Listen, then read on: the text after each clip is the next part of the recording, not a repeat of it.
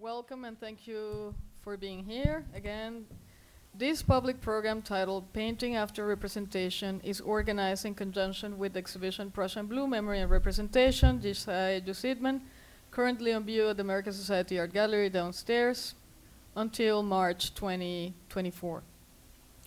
Both the program and the exhibition were sponsored in part with funds provided by the Mexam Cultural Foundation and the Mexican Cultural Institute of New York City, as well as the American Society's board members. The Winter 2013 Visual Arts Program is also supported in part by public funds from the New York City Department of Cultural Affairs in partnership with the City Council. Having said this, today our distinguished speakers are Irmgard Emmelheinz, and forgive me for my pronunciation of her French name, French, German, I don't know what I'm saying, German name. She comes from Mexico City, Nico Israel from New York, Jishai Jusidman, LA, and Gary Kornblau from LA as well. I assume that Jishai is from LA now, whose biographies are inside of the program and in the hand program, so you can check there. I want to open this roundtable, framing the discussion within the issue of painting's contentious relationship with the representation of memory and collective trauma. But let me first clarify this proposition. It has been stated by the critics and many historians that the shift of painting towards abstraction in the 20th century assaulted or destroyed the historical narrative possibilities of the medium of painting, which is a fact contested since the historical avant-gardes and a provocative and productive subject for contemporary artists, in particular to Marlene Dumas and Luc Tuysman, who have attempted to recover, at least attempted, the narrative function of painting through the mediation of photography, film, and television. Long before them, Andy Warhol and Gerhard Richter, explored the contingent relationship and limits of photography and painting in their works. But notably, Dumas and Tuysman examined individual and collective forms of contemporary violence and oblivion in different historical moments and events in their practices, with what the critic Helen Molesworth has identified in the case of Tuysman's as a concern for the different spatial and psychic apparatuses of painting and photography. Both artists, Dumas and Tuysman, with differences, work with fragmentary and disparate sources from the apartheid and the Holocaust. In France, Jean-Loup Godard's and Claude Lanzmann's polemic in regards to the ethical status of images of the Shoah, meaning the Holocaust, provides a significant path for us to discuss the relationship between painting and the psychic apparatuses and the spatial temporal systems of representation of film, photography, and television.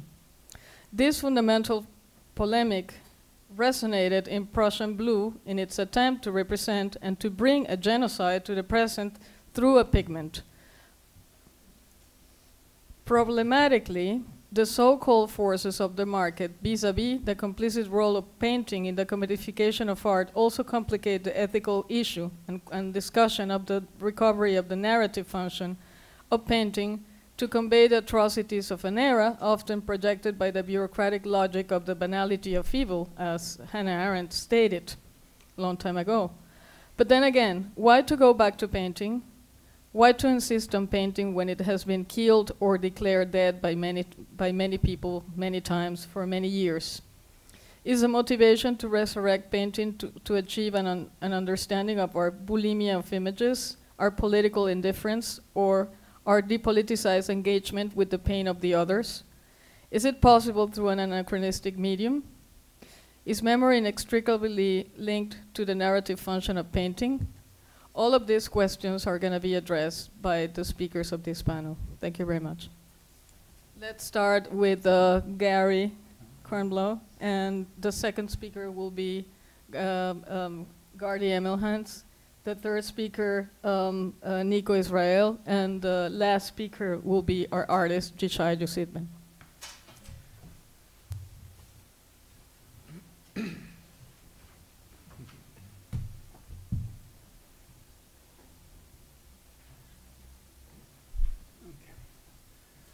Thanks, Gabriella, for inviting me.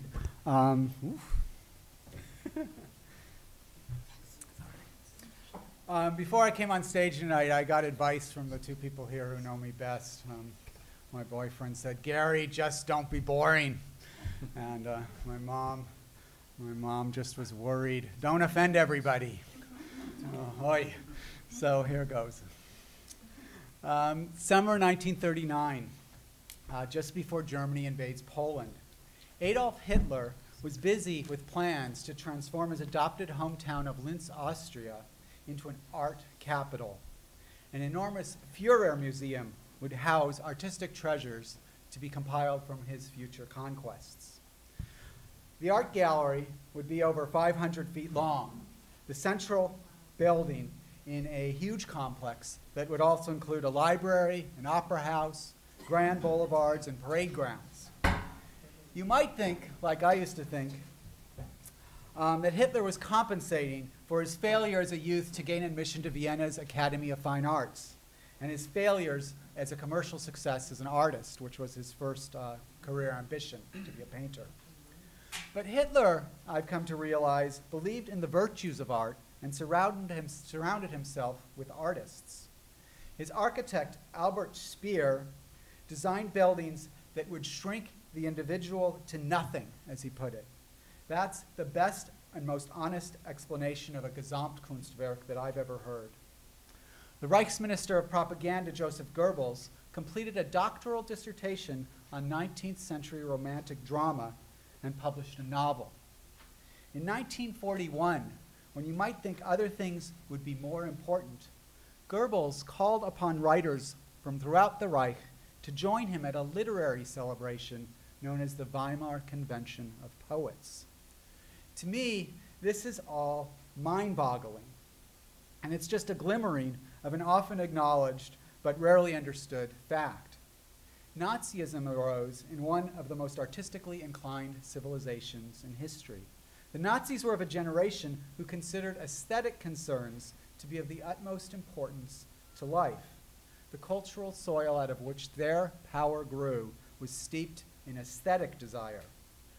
I've recently come to think of Nazism as an aesthetic movement to make the state into a harmoniously functioning artwork, to transform the human species into raw material for art. If you're skeptical of this, as I used to be, there are other examples. Alfred Rosenberg, the party's chief ideologist who defended a religion of the blood, was a student of architecture and set up a special task force for the Nazis to collect the best musical instruments in the world. Baldur von Steyrach, the high officer who organized 8 million children of the Hitler Youth into a new army, was a published author and a deep scholar of music, theater, and the humanities. The darkest figure among the Nazi elite was Reinhard Heydrich, who organized Kristallnacht. He was born to a composer and an opera singer and was a talented, committed violinist. It was literature that first fascinated Heinrich Himmler, the head of the Gestapo.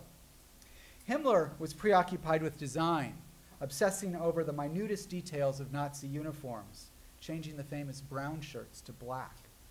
The commander-in-chief of the Luftwaffe, the drag-wearing Hermann Göring, hunted down and collected art for his personal collection and for Hitler's museum.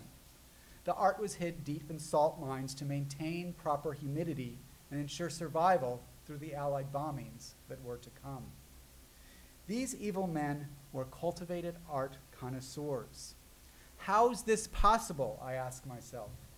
I usually think of Nazism as antithetical to the very spirit of art. We've all seen pictures of the Nazis burning books. We know they murdered countless numbers of artists.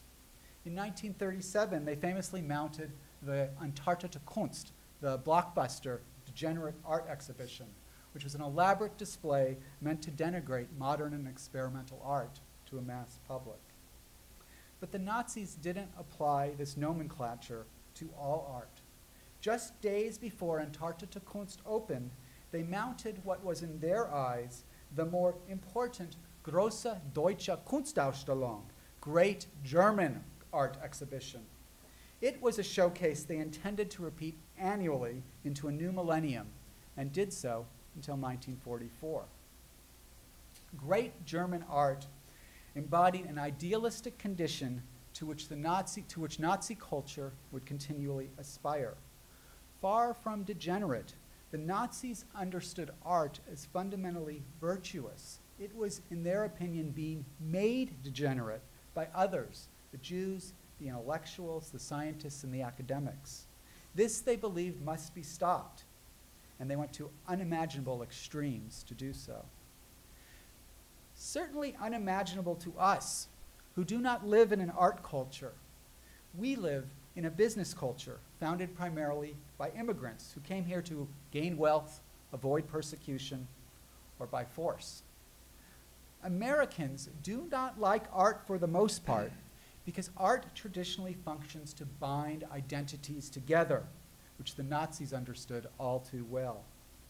Business functions to encourage productive competition.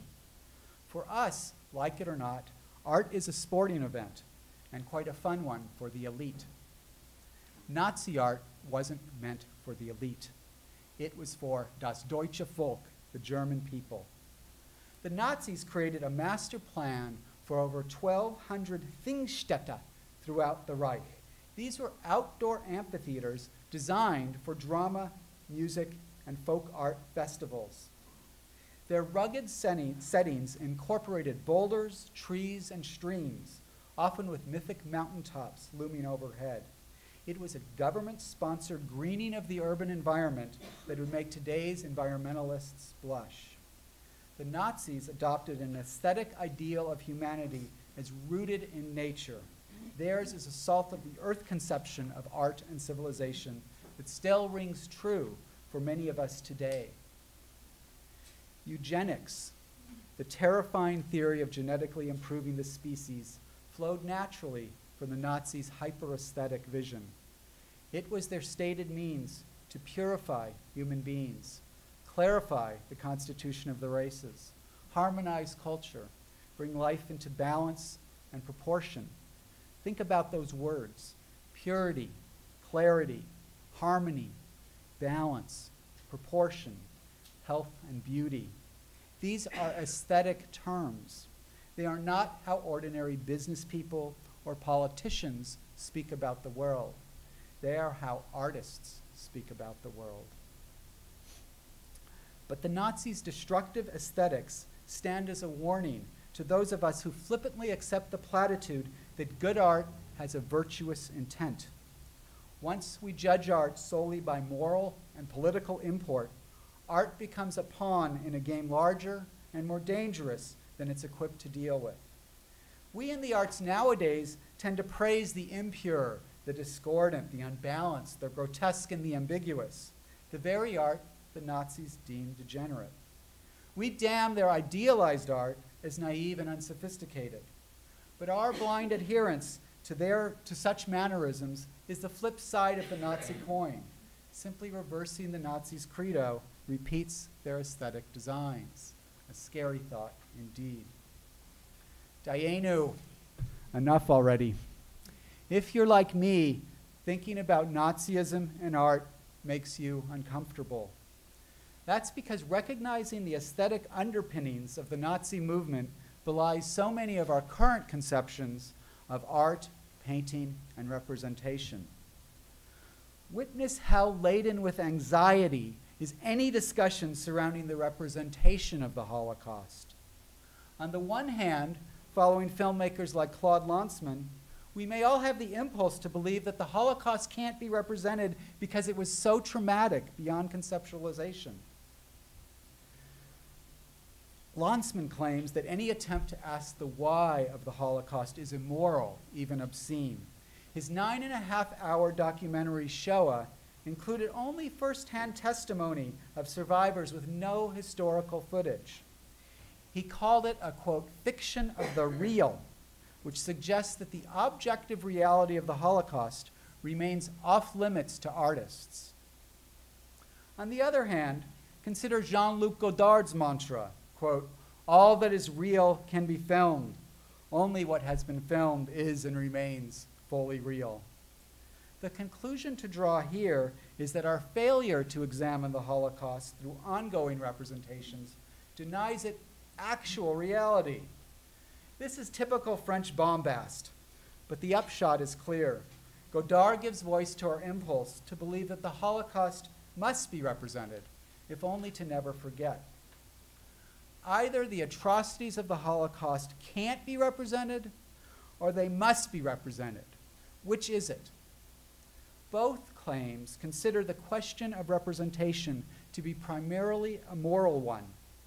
In the case of those who think the Holocaust can't be represented, art is virtuous for the silence it engenders. For those who think it must be represented, art is virtuous for the duties it commands. In either case, artists are straddled with an impossible burden. It's a virtual truism that everything can be represented and that art has no absolute duty. To believe otherwise is to put art in the service of a higher moral calling. It's to accept a totalitarianism vis-a-vis art, not unlike the one the Nazis produced for their own agenda. In order to highlight the wrong-headedness of the whole affair, indulge me for a moment. Think of a parallel world where a similar debate takes place. Imagine Nazi doppelgangers of Lanzmann and Godard sitting in a comfortable Nazi salon discussing whether to publicize a new form of degeneracy. Doppelganger Lanzmann argues against doing so. Any attempt to examine degeneracy promotes it and is immoral, even obscene. Artists may report first-hand testimony of those who are subject to degeneracy, but should avoid all else. Doppelganger Godard, vehemently disagrees. He contends that the very reality of new degeneracy is apparent only if we study and dissect its meanings, representing them in all manner of fiction and documentary. Nazi doppelgangers Lanzmann and Godard quarrel throughout the night, speaking right past each other. In fact, this parallel world is not so strange to us. Today, we engage in similar debates surrounding all sorts of cultural issues. Should we condone the representation of violence in movies and video games, or does doing so exacerbate our violent culture? Should we condemn rap lyrics that express misogyny and homophobia? Does art have a moral duty to make the world a better place? These questions are all off the mark. For there exist violent representations worthy of defending, like those in Django Unchained, and others not, like Sylvester Stallone's bullet to the head. There are anti-gay representations I applaud even though I'm homosexual, like those by Eminem, and others I excoriate, like reggae dancehall murder music. There are representations of the Holocaust we should commend and others we should reprehend. And we need not all agree which is which. Aesthetic value and moral value lie and exist on separate but related planes. The real Lanzmann and the real Godard both fail to recognize this crucial truth. There are times in life when words fail us, when an experience outstrips the concepts we have to describe it. In the absence of language, memory takes over. Without concepts to ground our memories in the real, the mind plays tricks on us. One of those tricks is to turn art into words, something we're doing all right now. But art often eludes conceptualization as well. That's its force. It's also why there's no formula for making good art. The artist is adrift into no man's land where she must make up rules or use intuition to make a stab in the dark. That's what entered my mind upon first seeing the representations of the ruins of gas chambers now on display downstairs. For they too elude conceptualization. And it's unclear to me, at least, what moral stance they wish to take, other than a speechlessness amid the continued need to talk. If these paintings were to undertake a trip back in time, I wonder whether they would belong to the Degenerate Art Show or the Great German Art Exhibition.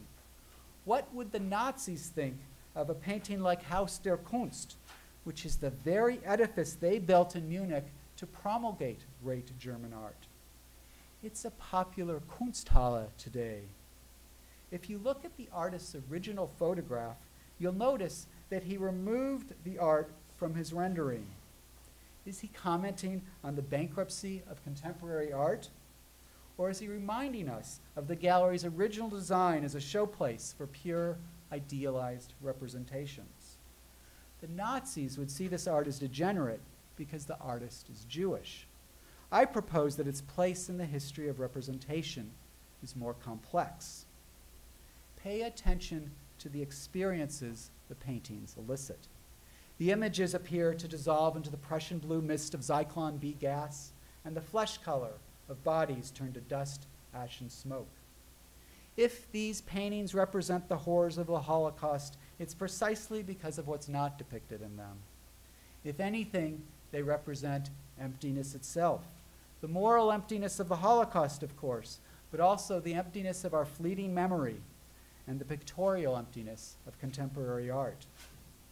I don't know if these paintings, or any paintings, can function as a memorial to millions of Jews, gypsies, homosexuals, criminals, aristocrats, artists, and others who perished in the camps.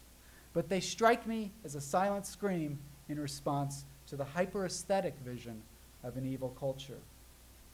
So be careful when you drag your kids to concerts and museums, urging them toward greater artistic appreciation, thinking you will automatically make them better people because you believe that, that art magically embodies the virtues of its creators. It doesn't, and it won't. Too much art is not a good thing. We can't just mean well and assume everything will turn out for the best. Life doesn't work that way, confrère, and neither does art.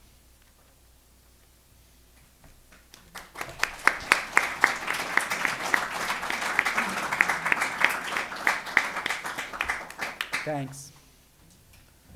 Nico? No.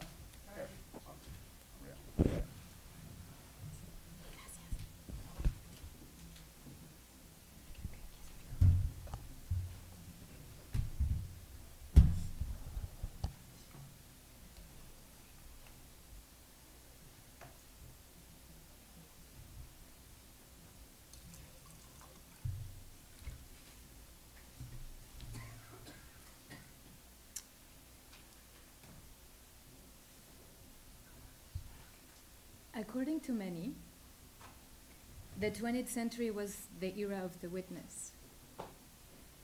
The first phase of this era was marked by visual testimony of the concentration and extermination camps when they were liberated in 1945. This visual consciousness was evidently filtered journalistically, militarily, and politically. This phase was followed by the Eichmann trial in 1961-62, which marks the legitimization and empowerment of the victims' discourse by their new roles, not as victims, but as Shoshana Feldman stated, as prosecution witnesses within a trial. The speech of the witness, which is a first-person narrative of suffering trauma, contains silence, distortion, confusion, and terror, which were understood as the indexes of the traumatic character of the event embedded in the testimonies.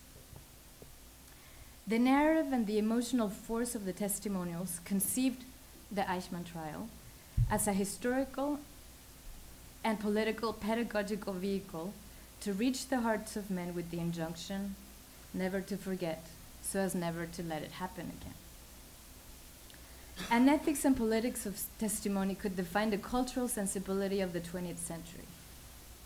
In a commemoration of the 60th anniversary of the liberation of Auschwitz, however, historians Annette Wiewiórka and Georgi Diu-Berman spoke about a saturated memory. For Wiewiórka, this means, quote, a perverse fascination for horror, a deadly taste for the past, and the political instrumentalization of the victims. For Didier-Berman, Auschwitz had been rendered unsayable, a historical event more and more disconnected from its history, and the Shoah had become, quote, a concept, an abstraction, and the absolute limit of the nameable, thinkable, and imaginable.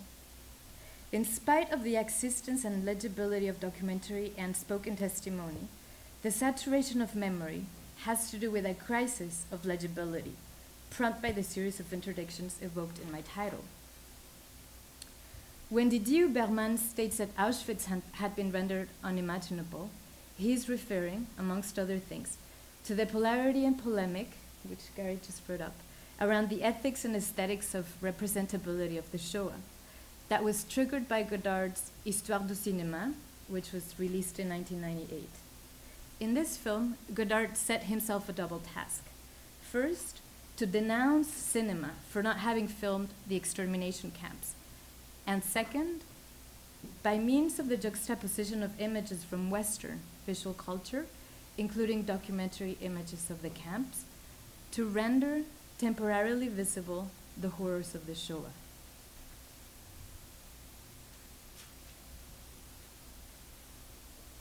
Critiquing Godard for statements he made about the existence of archival footage of the Shoah and about the possibility of filming the event, French psychoanalyst Gerard Wachmann claimed that the Shoah is irrepresentable, not as a matter of choice or interdiction, but because it is, quote, impossible to see. For filmmaker Claude Lanzmann, the very existence of the extermination camps implies a forbidden representation. The filmmaker furthermore claims there is nothing to see, because what the Holocaust shows is that there is no image.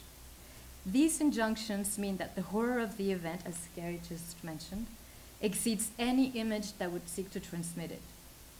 Any attempts to represent it would be grotesque, and images trying to convey the horror would domesticate the event, create a distance, and or provide consolation. This logic, which follows the Platonic denunciation of images via the sublime and Bildverbot, has conferred to the event a certain aura of sacredness. That there is no image of the Shoah refers to the fact that the Nazis eliminated the traces of the extermination. The camps themselves imply thus the execution of representation as a relationship between presence and absence. The material and the intelligible were shattered by the event itself. Within this context, Lanzmann's 1995 monumental and masterpiece, Shoah, posits an ethics and aesthetics of cinema, seeking to see horror in the face without images, refusing fiction and the idea of the archive that would include reconstruction, images, documents, and reports from archives, because they would trivialize the monstrous crime. Lanzmann bases his film on interviews with Jewish survivors, Polish Gentile bystanders, and Nazi perpetrators, all of whom we see and hear remembering the extermination against the backdrop of the sites where the events took place. Lanzmann parts from the principle that the past continues to live on in the present through memory, and in the movie, the witness, quote, like a psychoanalytic patient, finds himself reliving the past experiences.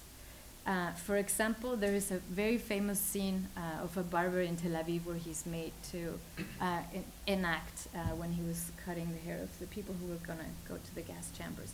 Or there is this other scene where an engineer who would drive the Jews to Treblinka is asked to emulate again the gesture he would make to them, a coat-threatened gesture that would announce them their fate. In Shoah, the distance between past and presence is erased by speech and bodily gestures. The calmness of the sites where the film is shot is incommensurable with the horror conveyed by the witnesses, which incarnate truth in the present, bringing the past into presence. This is how Lanzmann stages the erasure of the extermination, which, as I mentioned, it implies in itself the ruin of representation. And his film embodies the shattering of a stable relationship between what is perceptible and what is intelligible.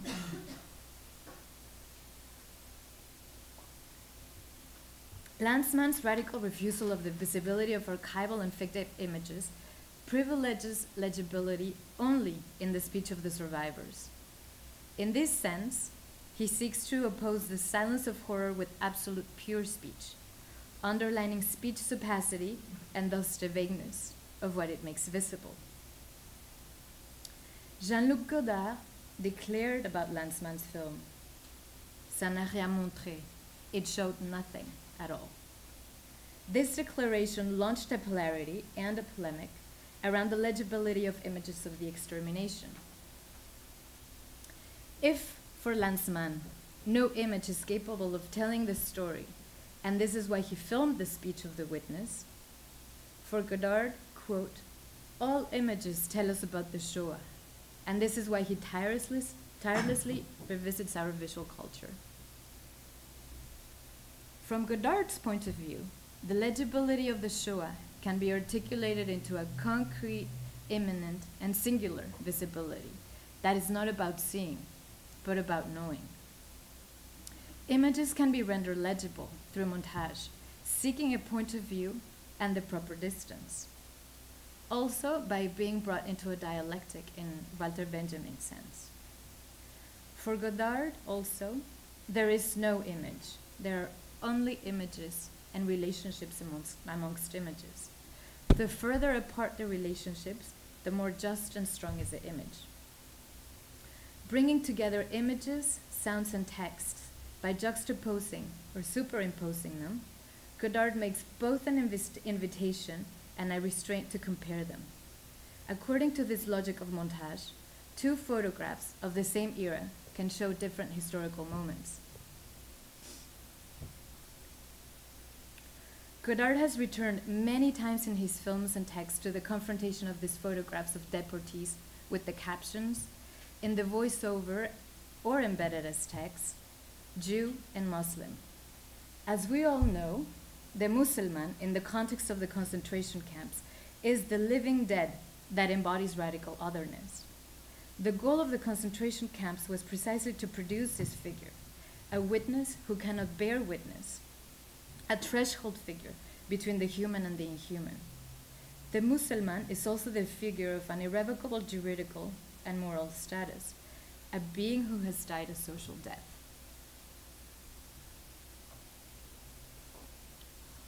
The polemic of the representability of the Holocaust was amplified by Godard's juxtaposition, which dates back to Ici et ailleurs, or Here and Elsewhere, which he made in 1974, and for which he has been blamed of anti-Semitism.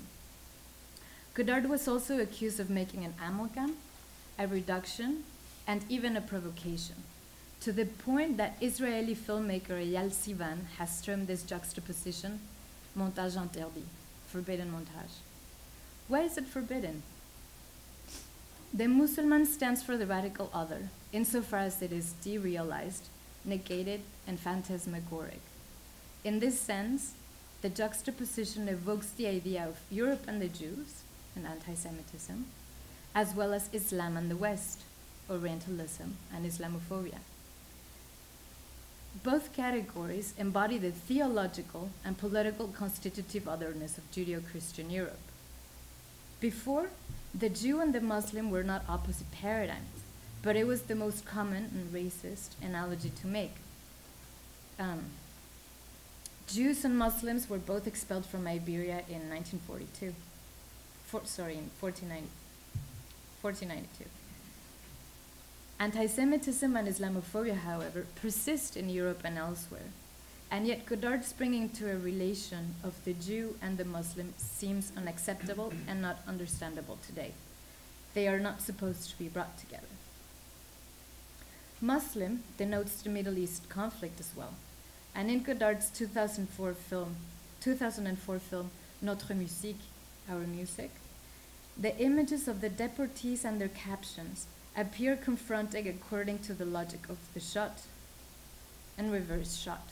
So in a film, this is the shot reverse shot. First you have a frontal view of the character who is speaking, and you see the back of the person who is listening. And then the following photogram or frame shows the other person listening. It's a frontal shot. In the film, Godard brings the Jews and the Palestinians into a relationship as two communities of survivors and exiled peoples. الحقيقة وجعتان. The truth has two faces, states Palestinian poet Mahmoud Darwish in the film. The Shoah and the Nakba are brought into an asymmetrical relationship. The Israelis found the other in the Palestinians, but Israelis are not the other of Palestinians. Godard has made it very clear that for him the Shoah and the Nakba are not the same thing. Consensually, the Shoah is an incomparable crime in European history, which needs to be evoked to impose limitations on political acts that display hubris. Regarding with the three prohibitions from my title, the problem with the interdiction of representation is that it presupposes the ideal of total intelligibility of the forms of human experience. Every appearance is, however, fragmentary, and in this regard, the truth of Auschwitz is neither unimaginable nor unsayable. Without a doubt, all images are always falling short. They are inadequate, but they are necessary. They are inexact, but they are true. The knowledge they provide is not intrinsic to single images, but visibility derives from drawing hiatuses, analogies, incommensurabilities, correspondences, constellations, through montage, which for Godard is famously a form that thinks. Montage is also a construction, the articulation of a historical narrative, the possibility of approaching elements that are thought to be separate in time and space. Unfortunately, Godard's bringing together of the Jewish question in Europe and Palestine has provoked a blockage, the impossibility of thought, transforming it into forbidding montage. Each historical moment has evidently its own history and particularities, but that does not mean that the interdiction of the juxtaposition can be justified, as analogies between the two different historical moments can be drawn. Finally, if testimony defines the cultural sensibility of the 20th century, and we find ourselves before a saturated memory, it is because documentary images and oral testimony are currently facing a problem of illegibility.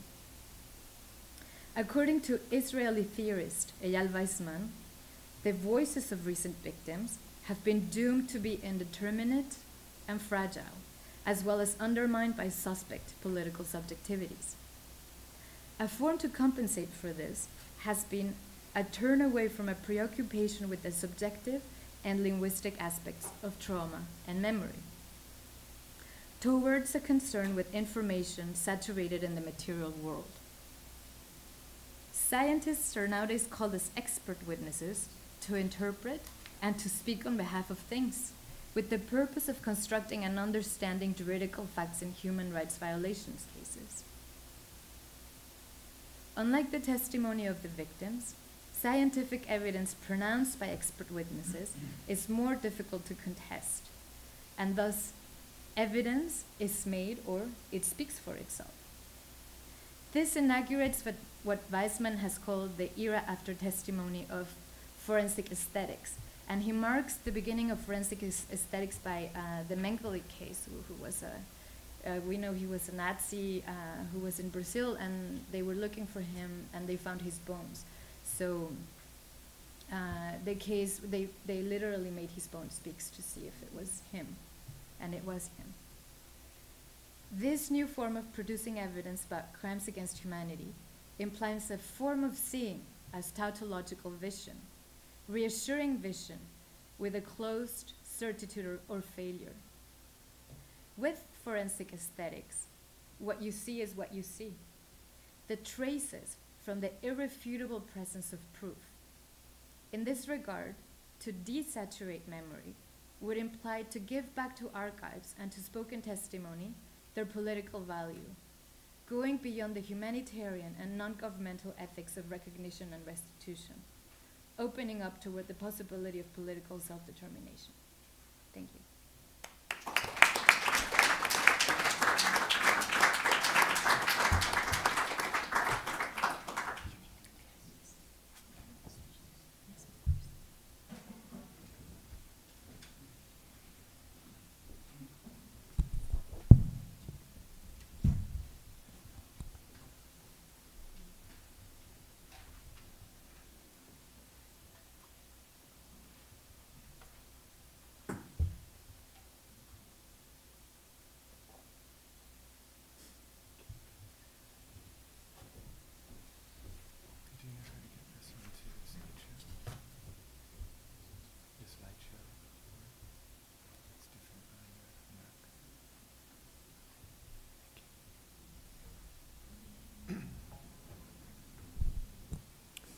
Making silence speak. This is what Yishai Husidman sets as his formidable task in the Prussian Blue series of subtle and meticulous paintings of archival photographs.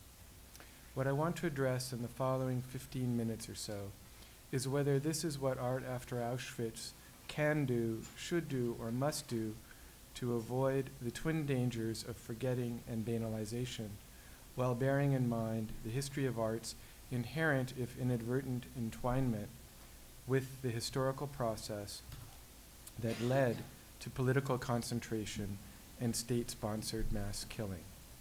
I'll follow my discussion of these issues by spending my last 5 or so minutes talking directly about a few of Yishai's paintings. When I say art after Auschwitz, I am of course referring to philosopher Theodor Wiesengrund Adorno's often quoted but usually poorly understood comment in his Kulturkritik essay of 1961 that nach Auschwitz ein Gedicht zu schreiben ist barbarisch. To write poetry after Auschwitz is barbaric. Or more bluntly, after Auschwitz, to write a poem is barbaric.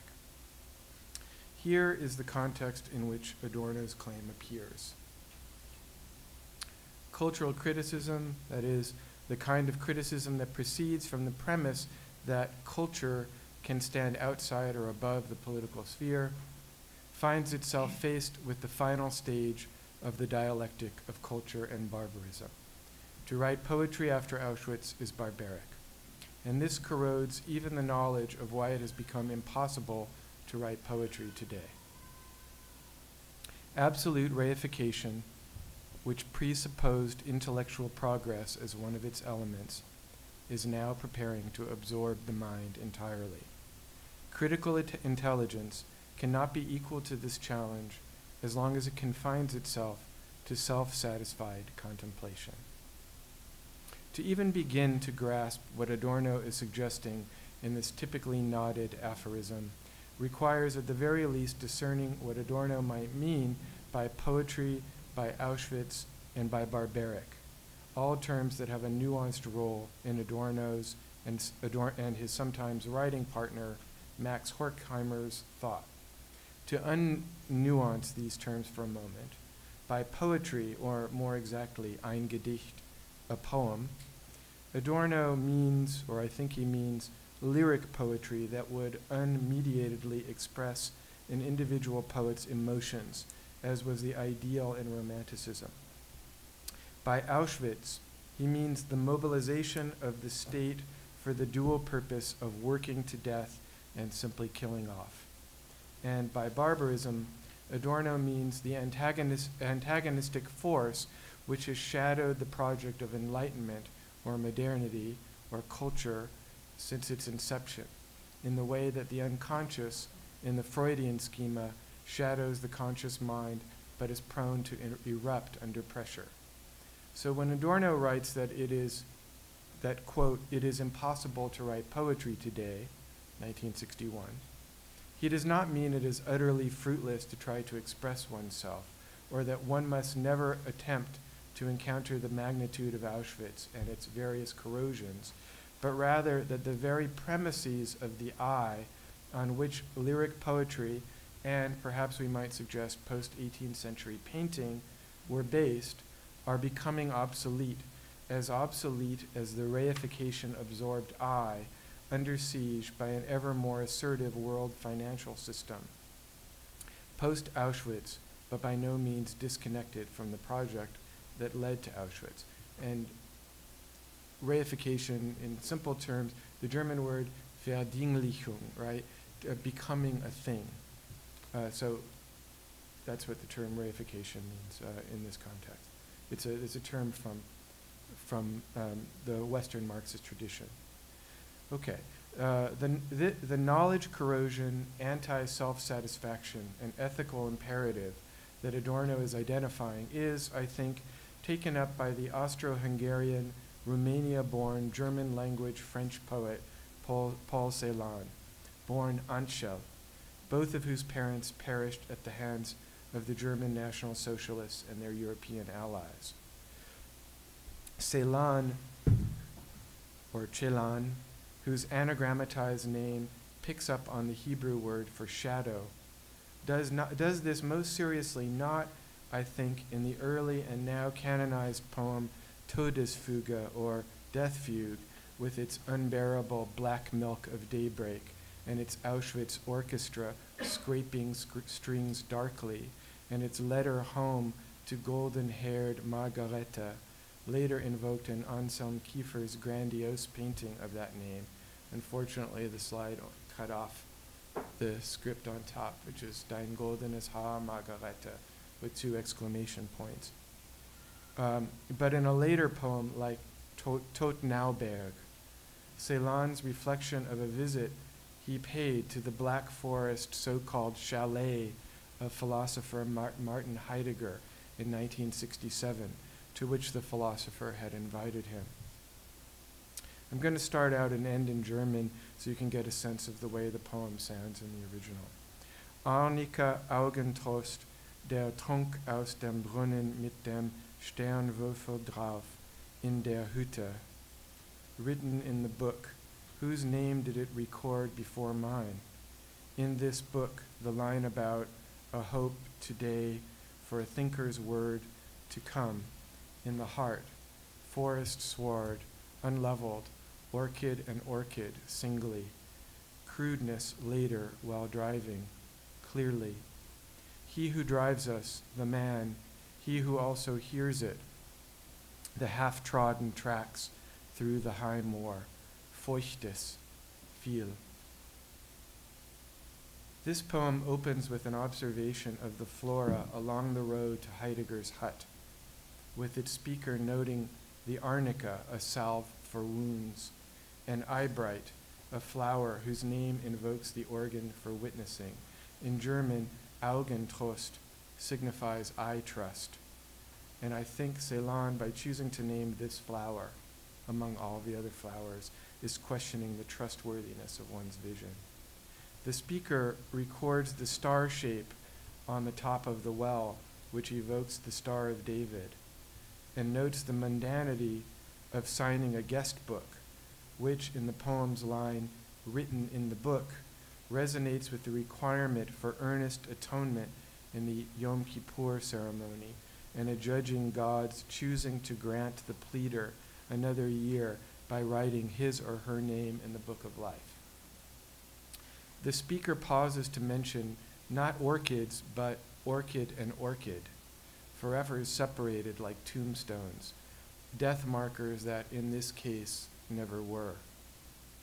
And the poem concludes by noting the driver, der uns fährt, he who drives us, as a group, not drives me. There's no me in the poem. Right? Either toward or away from Heidegger's Hütte is unclear. Ceylon never directly mentions what Heidegger said during their meeting, or how the philosophy of the hut dweller, which he admired greatly, might have dovetailed with a kind of thinking or not thinking that led to the liquidation of his parents and most of his community. But through the forest and the humidity and the separated orchids and the being driven, one can, to use Ceylon's own words, hear it. Such a hearing was granted in Ceylon's 1959 poem Sprachgitter, translated as speech grill or language mesh. Augenrund zwischen den Stäben, flimmert ihr Lid, rudert nach oben, gibt einen Blick frei. Iris, swimmer, dreamless and dreary, the sky, heart gray, must be near. Athwart in the iron holder, the smoking splinter. By its sense of light, you divine the soul. If I were like you, if you were like me, did we not stand under one trade wind? We are strangers. The flagstones, on them, close to each other, the two heart-gray puddles. Zwei mundvoll Schweigen. This extremely concentrated poem begins with eyes, comparing two eyes, begins again, as the last poem did, with eyes, comparing two eyes and their imprisoned, barred position in their sockets to two individuals who can't quite meet each other's gaze, and eventually to mouths full of silence, metaphorized as two heart-gray puddles. Herzgrauen lachen. Heart-gray is not a word that I'm familiar with.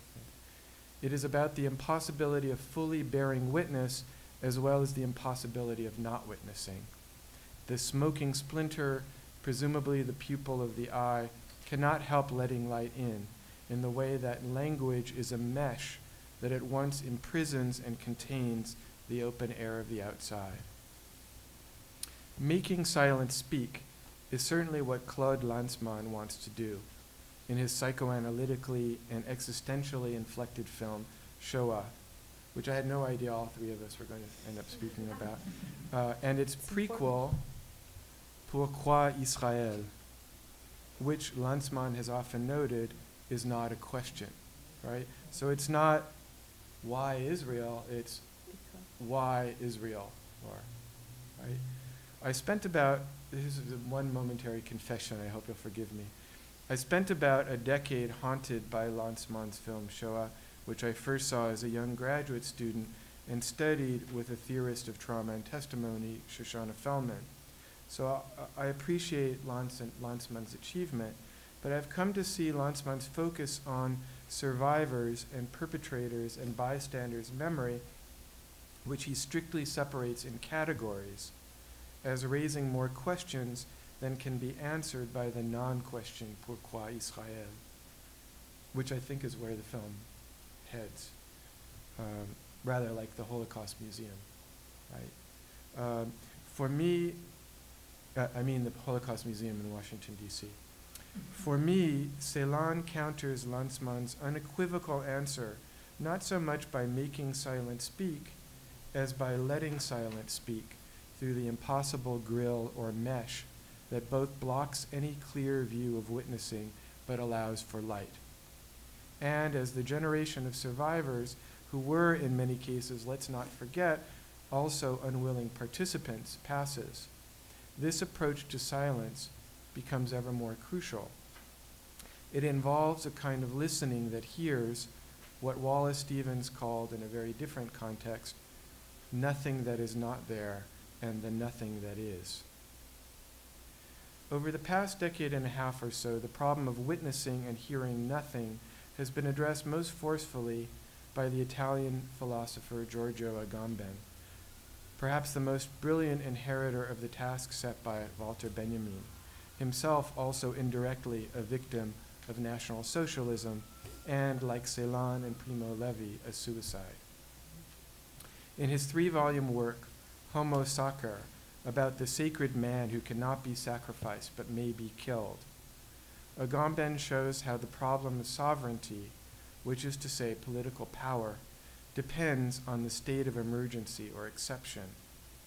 And in his treatment of what he calls the remnants of Auschwitz, which are also, I think, remnants of Majdanek, Belzec, Sobibor, Chelmno, and Treblinka, Agamben offers the possibility of non-language as the very condition for language.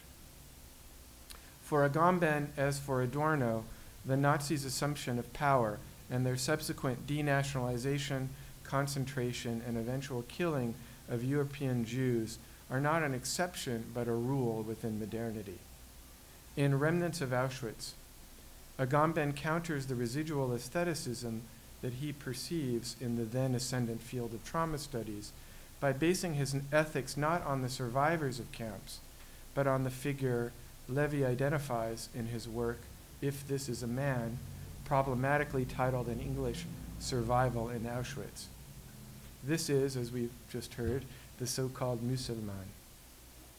Musulman, German word for Muslim, was the name used by Jews in the worst concentration and death camps to describe those human beings who had lost the ability to speak, but who carried on working, barely living. It is not completely clear to me why they were called Muslims, perhaps because of the way European Jews pictured Muslims submitting themselves in prayer. For Agamben the Musulman, a name for what he calls bare life, is the figure par excellence for the ethical imperative of the modern. If art pursues this course of encountering the implications of bare life, art is confronted less with the imperative of making silence speak, or speaking for or in the name of the dead, and more with the responsibility of bearing witness to the impossibility of complete witnessing. With these ethical and political issues in mind, I propose to offer in conclusion a few scattered speculations about Yishai Husidman's exhibition, which, true to his Hebrew names Yishai, gift, and Hesed, kindly faithful, seeks to deploy his immense gifts as a painter to faithfully fulfill his task in the Prussian Blue series to represent photographic documentation of the architectural remnants of concentration and especially death camps. One of the first things Yishai has mentioned in discussing this series is the way that his choice of colors was itself a kind of testimonial. The blue representing the color of the Cyclone B residue. I'm often struck by the way almost everyone says Zyklon B. The word just means cyclone. It's not a particular word, it's an everyday word, cyclone, Cyclone B. And in that cyclone, I mean, that image says a lot, but that's a digression. I hope you'll forgive. Anyway, the blue representing the color of the Cyclone B residue, the off-white representing the silicon dioxide powder, and the flesh tone, flesh tint blush, serving as a reminder that the gassed corpses were once fleshed and animated. I just want to note in passing that the blue created by the cyclone of Cyclone B in the documents Yishai consulted actually looks to me far brighter, almost like a caricature of a bright blue sky, what Samuel Beckett has called in his stage directions for the play Happy Days, a laughably earnest bad imitation of a sky. Obviously, using this lurid blue would be repugnant under the circumstances, but of course far less repugnant than those Holocaust deniers Yishai is addressing by redocumenting the gas chambers and their detailed features. As regards this detailed treatment, Yishai gives the architecture of death. I've been thinking of the labor it must have taken him to paint that door, or that wall, or that faucet. The paintings have a profound deictic quality, deictic meaning a kind of pointing, the truth in pointing, through the Freudian lens of mourning and melancholy, because it is one thing to look at a post-war photographic rendering of a room, and quite another to labor to invest that space with a residue of meaning or through paint, while thoroughly recognizing that painting itself cannot reanimate the dead to which they gesture. They remain always just images of doors, of rooms, just paint. Perhaps because of this, the two paintings of Yishai's which have stayed with me the most, since I first saw the show about a month ago, are not the works that constitute the center of the show, but the two marginal works. The first, as the viewer enters the exhibition of an empty gallery in the Munich House of Art, where his own work would be exhibited, which looks so much like a cleaner, shinier version of a room in Dachau also featured in the show. And the last work, a painting of one of 4 smuggled photographs, which together constitute some of the only actual documents of the death camps while they were functioning as such. Of the 4 surviving photographs, Yishai chose to repaint not the image of women about to be put to death, a horrible expression, but a photographic accident, a blurry black and white image of a natural setting, tree, leaves, field, sky, apparently incidental to the documentation, a recording not of killing, but just missing, as it were, that killing. Of course, these works can only have meaning in relation to the other works, the redocumentation of which for Yishai constituted hard, faithful labor.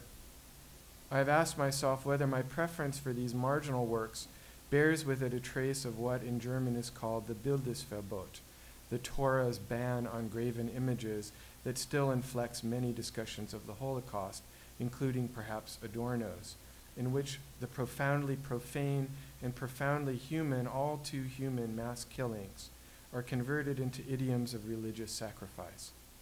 I try not to think so.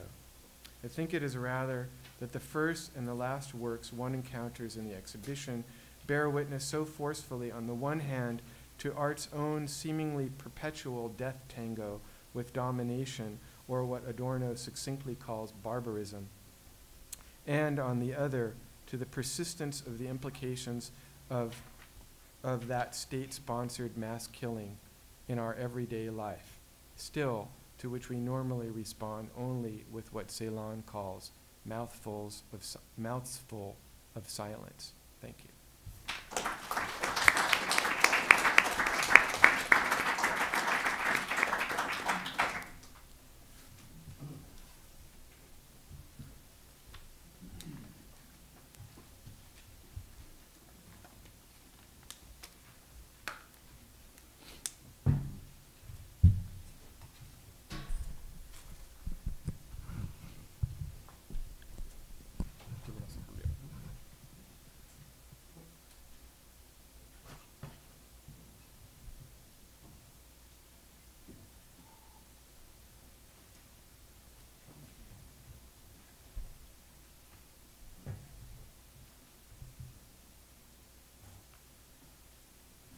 ¿Lo pones?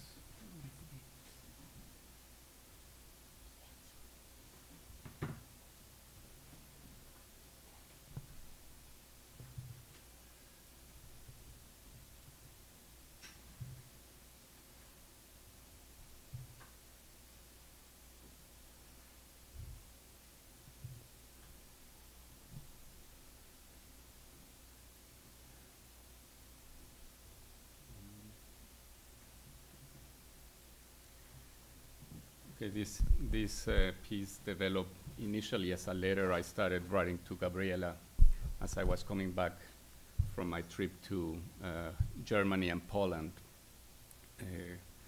Halfway through doing these paintings that are being shown downstairs. Dear Gabriela, I'm finally back in Los Angeles after 2 weeks of travel through Germany and Poland. I didn't engage in conversation with anyone while I was there, nor did I feel like it.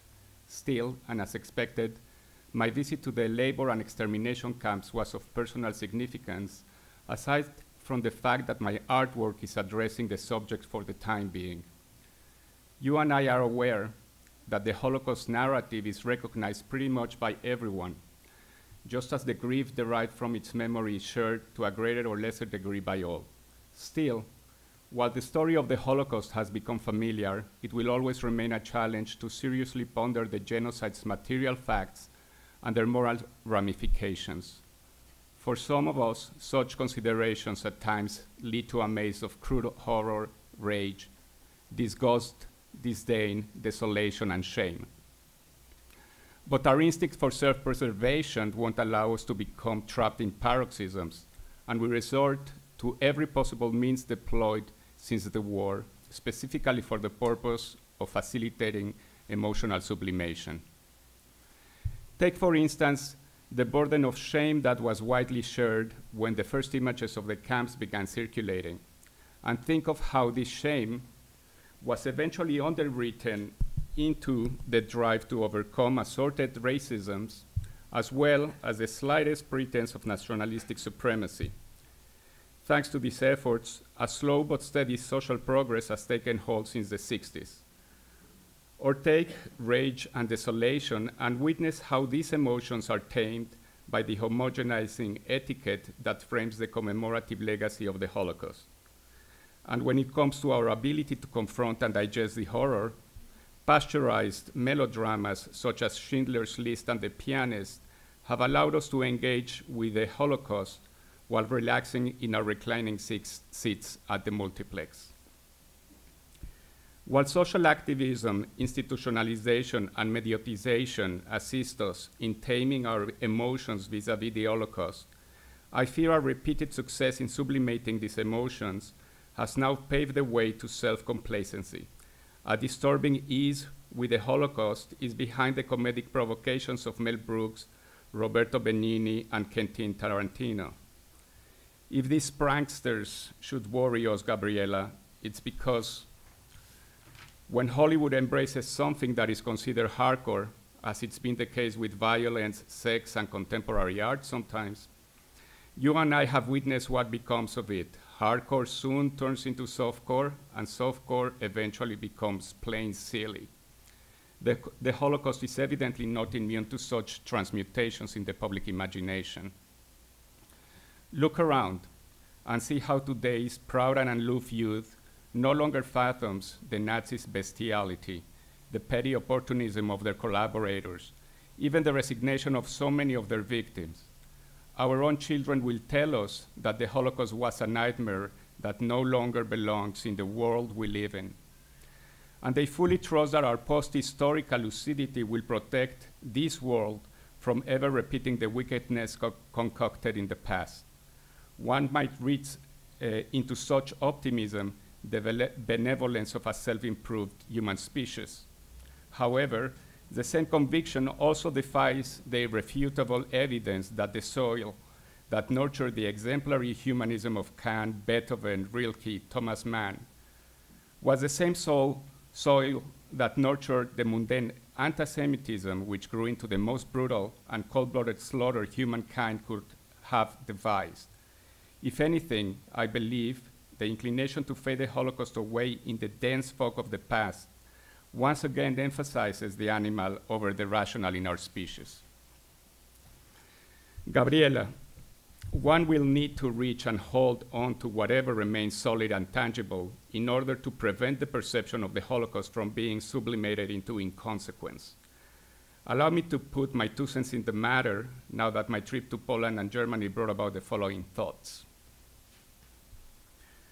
Holocaust survivors have been the most powerful affidavit of the historical continuity that secures the communal awareness of the Nazi genocide. Their corporeal and moral presence has somewhat exempted our generation from the imperative to cultivate such awareness as individuals.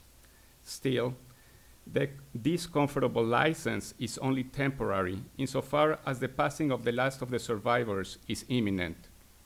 And when their stories take on the patina of some epic legend, as is bound to happen, the most compelling testimony of the genocide will be embodied by the ruins of the camps that have been preserved as sites of commemoration. These sites will be our most solid instrument for repelling indifference and mythification. Unfortunately, the preservation of these places will be more challenging than it would seem, given the developments I witnessed. For starters, some arguments have been put forth in favor of allowing the ruins of the camps to rot and disappear. This is what the Spanish intellectual and former Buchenwald inmate Jorge Semprún suggested in his autobiographical novel, The Long Voyage of 1963. Semprún argued that once the last Holocaust survivor has passed away, and I use his words here, when there will be no longer any real memory of this, only the memory of memories told by those who will never know what all this was about, then grass, roots, and brambles should be allowed to encroach over Buchenwald and efface this camp constructed by men, and I unquote. Semprún has every right to claim the survivors' moral title to the ruins of the camps, but the implementation of this vision of camps disappearing is unforgivably consistent with Himmler's own desire to efface them, as he did with the extermination camps of Treblinka, Belzec, and Sobibor once their purpose was fulfilled. This much should be enough to maintain that when the last survivor dies, the only moral option for us will be to prevent the effacement of the camp's ruins. Our generation's challenge lies not in attaining the knowledge of what the Holocaust really was, in the experiential sense Semprún put it, but rather in never forgetting that it really was, and further down the line in emphasizing that it really was. The difficulties in preserving the camps as testimonial sites are clearly exemplified by the ruins of Majdanek camp in eastern Poland. This camp was evacuated by the Germans in Arosh shortly before the Soviet troops arrived in July of 1944, so the buildings remained then in pretty much intact. Only 4 months later, a museum was established in a few of the barracks, while the rest of the camp was taken by Russian and Polish troops. Within a year, however, 80% of the camp had been dismantled, stolen, allotted, or sold as recyclables. Only in 1949, the grounds of the camp, or at least about half of the original camp, were cordoned off as a memorial. The still standing gas chambers were protected. The crematorium was rebuilt, as well as fences and towers. Some warehouses and workshops became exhibition pavilions, and salvaged material was used to reconstruct 2 rows of prisoner barracks, which are the ones that can be seen there today. Furthermore, the clear prisoner grounds were planted with trees in order to create a park of remembrance. 10 years later, however, Majdanek's authority figured that turning the grounds into a park had not been such a good idea after all, so they uprooted the trees and only then instituted a plan for keeping the camp as authentic as possible.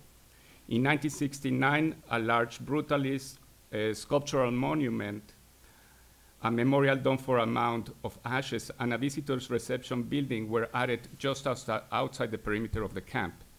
The configuration of the Majdanek Memorial has remained the same since, if only for a civil cemetery that was set up right next to it in the 1970s and now is full, and the encroaching outgrowths of the city of Lublin, which now border with the camp. Had Semprun's wish prevailed and the surrounding landscape were allowed to swallow the remnants of the camp, Majdanek would have been buried under communist tenements.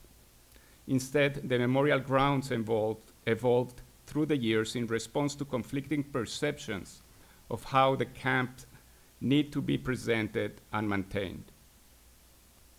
Surely everyone has a right to visit the camps.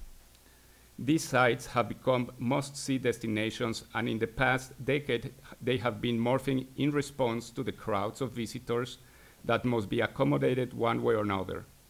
In my travels, however, I noticed with concern the interventions that many of the original buildings have undergone in the service of the proliferating visitors. What I find disturbing is the notion that the sites need to be modified in order to offer tourists some healthy and enlightening entertainment so as to make them feel their time spent there is worth their effort. At Dachau, near Munich, the buildings that still stand were those of common use, and these structures have been recently fitted with a state-of-the-art exhibition narrating the nefarious story of the camp. The elaborate display resorts to projections, recordings, monitors, photomurals, and interactive screens.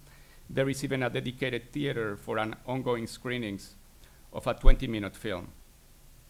The display's attention grab is so effective that the original artifacts interspersed in the showcases become mere accessories to the narration, while the building itself becomes hardly more than the set that provides an eerie ambience to the exhibition.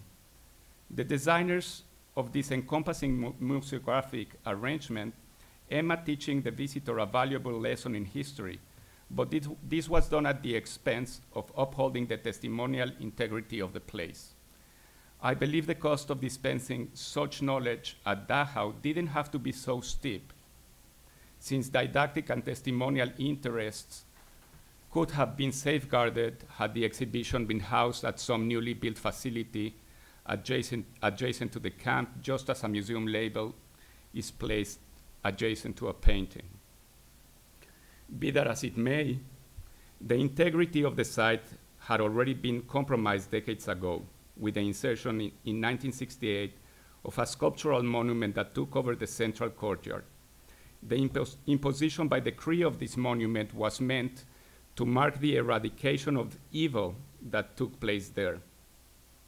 However, the noble intentions of the authors of this conceit, both artists and bureaucrats, do not suffice to redeem the pride that drove them to desecrate the grounds with an inept and clunky idol, a fetish that puts in evidence promises unfairly delegated to works of art.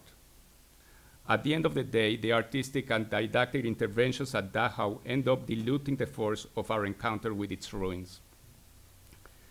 At the Mauthausen camp near Linz in Austria, I found that the assorted commemorative monuments were located, as in Majdanek, outside the camp's perimeter, within an area designated in 1949 as a memorial park. At this memorial park, there are over 20 monuments funded over the years by different national groups that were victimized at Mauthausen. The diversity of these monuments and their styles makes for an empathetic rapport with the will to memorialize. The memorial plaques at Mauthausen become more personal as one steps into the fortress that once was the camp proper. The families and friends of its victims have been placing for decades plaques and mementos that implicate the individuality of each prisoner, while their progressive accumulation is only suggestively proportional of the scale of the murderous operation that took place there.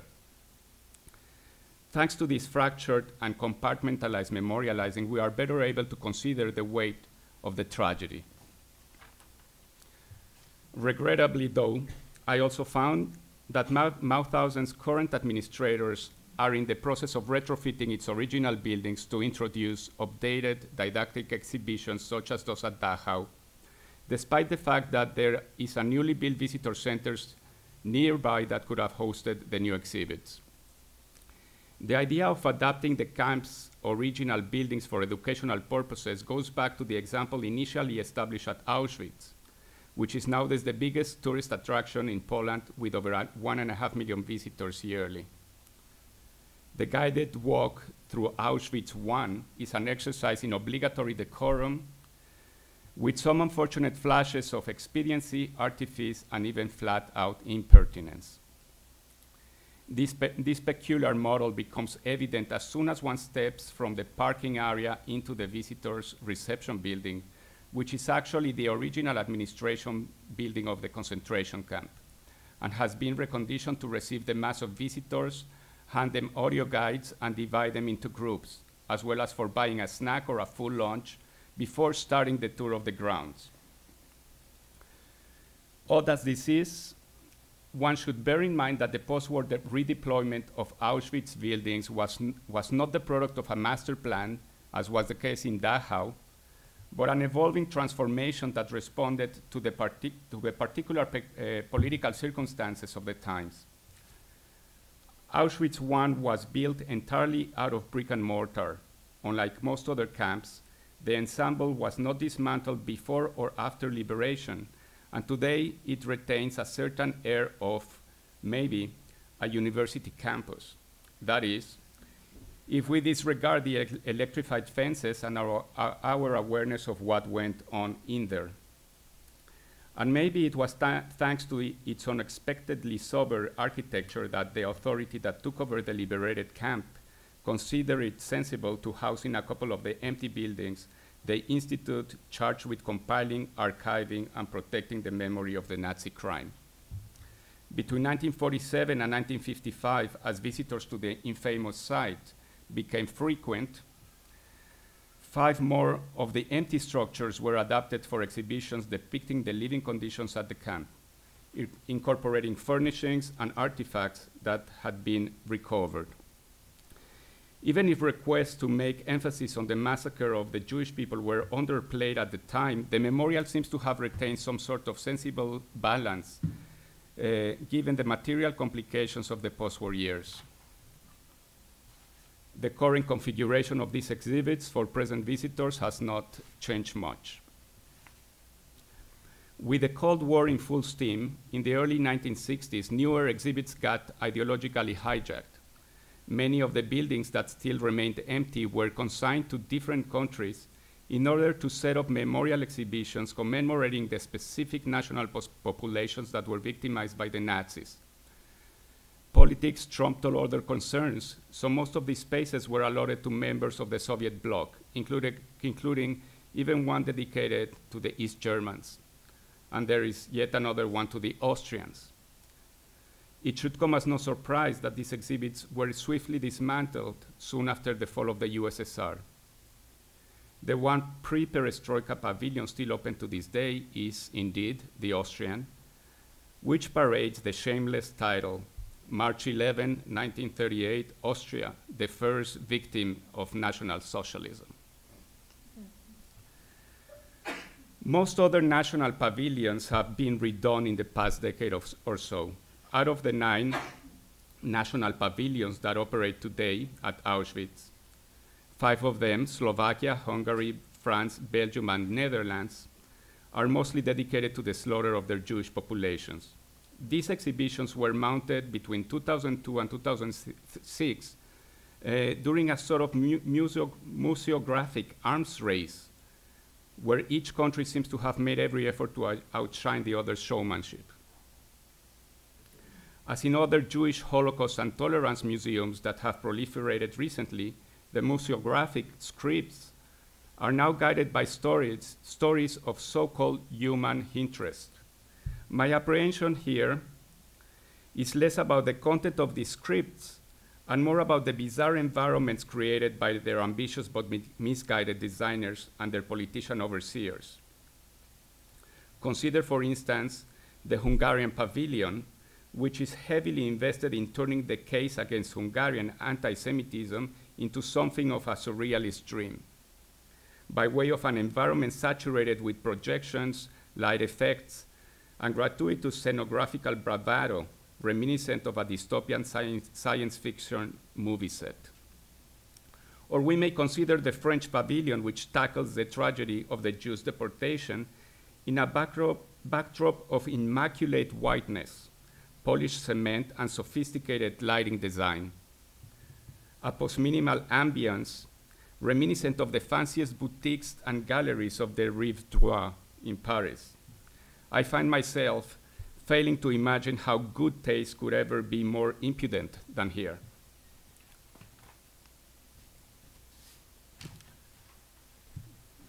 Oops. While the elaborate displays that secure the tourist attention at the camps may also allow the critic to shield him or herself behind a judgmental attitude, as evidently I did myself,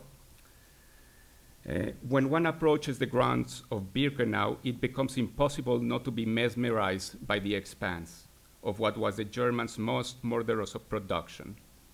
This plateau of 350 acres, entirely enclosed by impassable electrified fences, had a capacity for holding over 100,000 inmates at a time, of which 90% would perish one way or another, and operated up to 6 gas chambers that could kill and process up to 6,000 people a day. It is estimated that between 1 and 1.5 million died at Birkenau. The complex was partly dynamited by the Germans as they retreated, partly destroyed in the ensuing skirmishes, and partly dismantled by the locals who needed combustibles and recyclables following the war. Today, Birkenau resembles an enormous archaeological site of some long-lost civilization, or the devastation left over by an enormous natural disaster. Scale is an aesthetic category that does not require mediation. And here, the sheer scale of the site would immediately turn any ostentatious didactic intervention into a pompous conceit. At least until now, Birkenau has been kept pretty much in the raw, as in my view, every other remnant of the concentration camps should have been. I finish here by twisting Jorge Semprún's words, hoping that Birkenau, this camp constructed and destroyed by men, shall not be overtaken by grass, roots, and brambles, and by the by, neither by ambitious designers, museographers, and politicians. Thank you.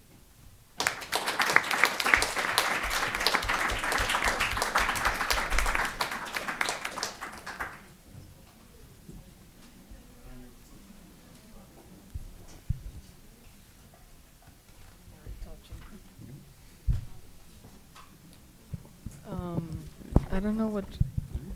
Do you want to comment among yourselves each other presentations? Because I think there is pretty much a flow of discourse between the three of you, and there is a difference of viewpoint from my colleague from Mexico.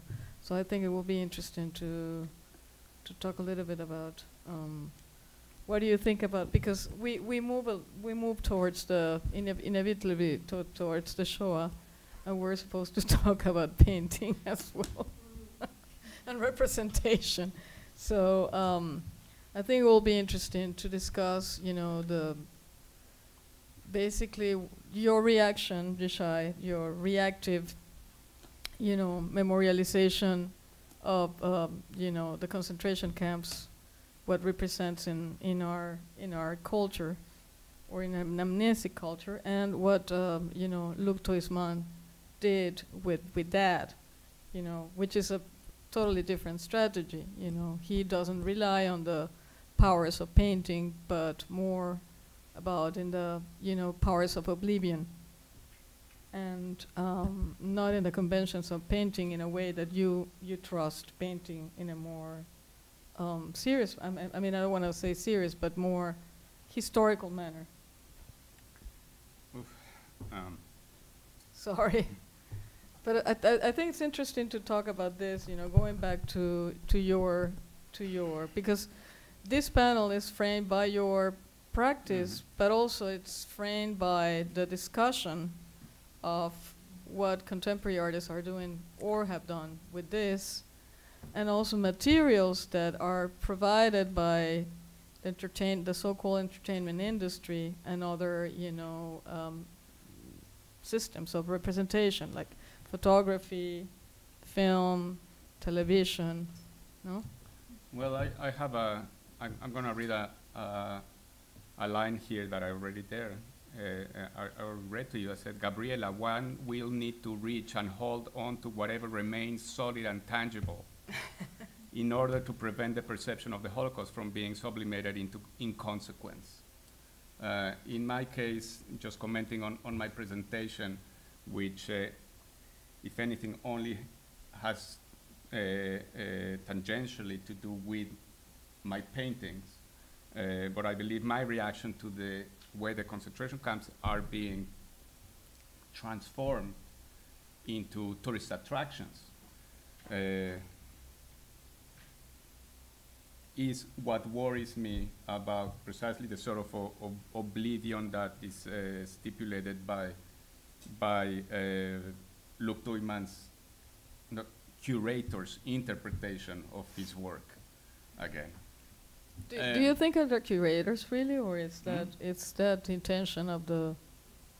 I read what Tuysman says about his paintings, and it's not totally consistent with what the curators presented. So I'm taking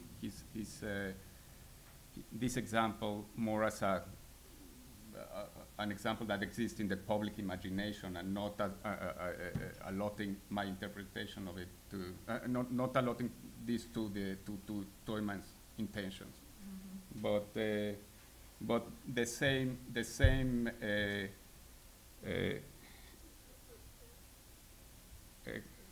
effort to hold on to what remains tangible and solid is what really I needed to do to find in order to produce these paintings, and by way of finding the link between the historical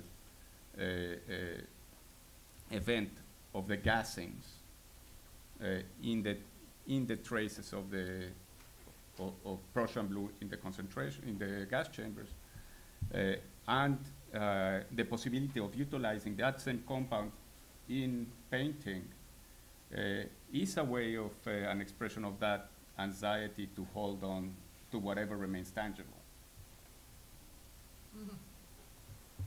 if I may say.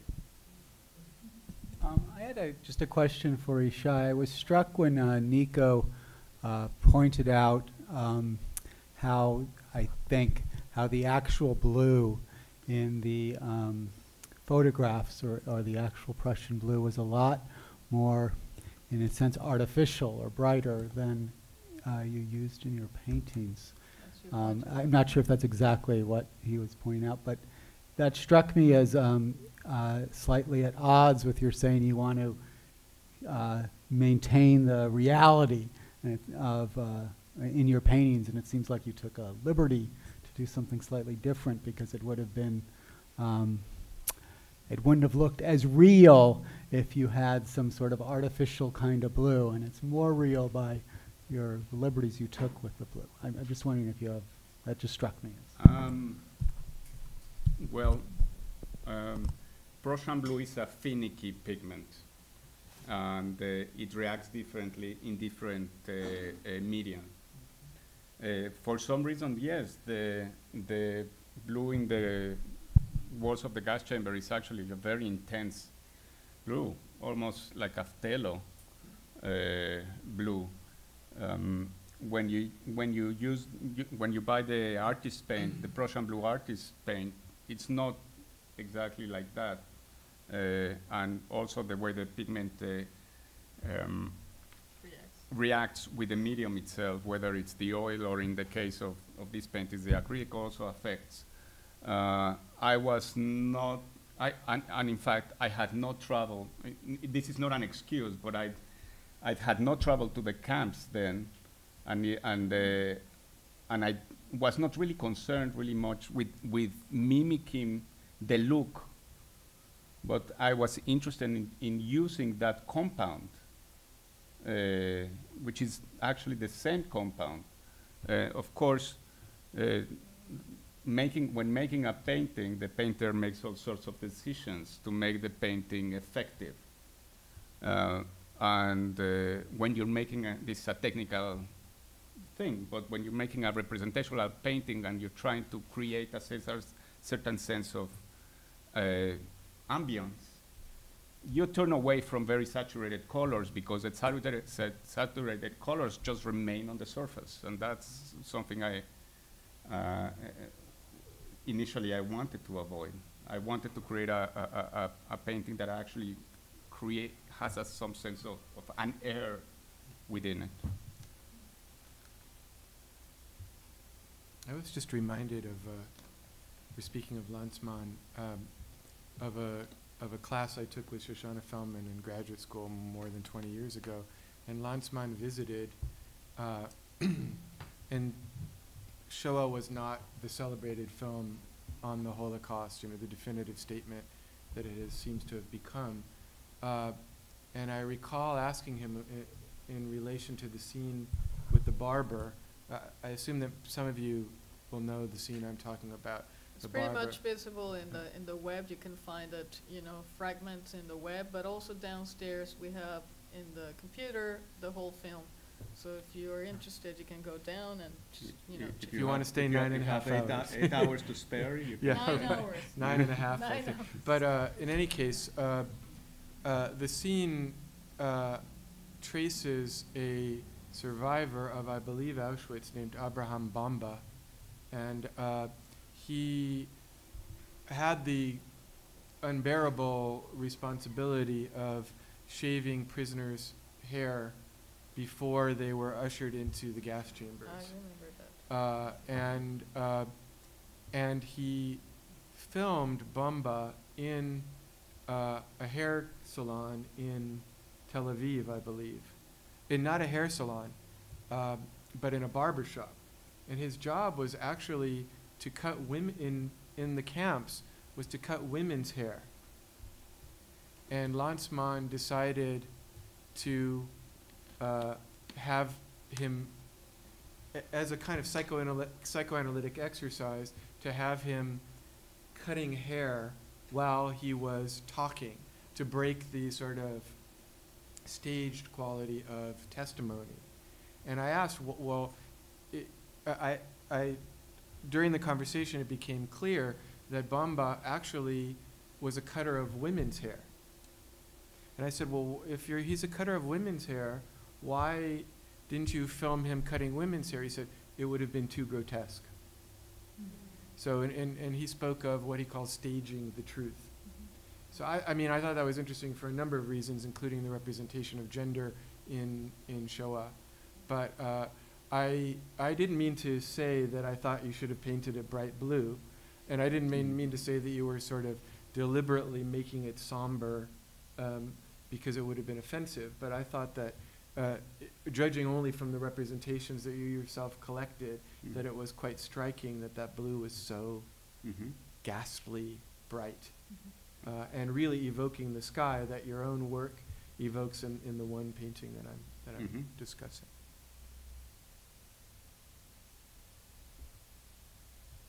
I wanted to ask you, Yishai, to elaborate more. You brought up the issue, Gary, but I wanted you to talk more about the relationship between the painting of the Kunsthalle and the rest of the paintings. Yeah, when this first and last painting in the show, where when Gabriela very bravely decided to take on this series and do the show here in New York, about which I'm really incredibly decided because it was a very problematic project, and if you want to do a project on painting, it has to be problematic. That's anyway. I don't think anybody else in New York would have the guts to do this, and for that I really I appreciate what you did. And basically I had in mind already the space here at America Society, and it seemed to me how it came about. Well, I went to Munich in this trip, saw the Kunsthalle, the Hauser Kunst, and it just struck me how the architecture is still pretty much the same as it was in 1936. The floor is the same, the frames of the skylight is the same, even the ventilation system seems to be the same. And I began taking pictures of it. Just I thought I have to be able to do something with this. I didn't know what it was exactly, what it would be.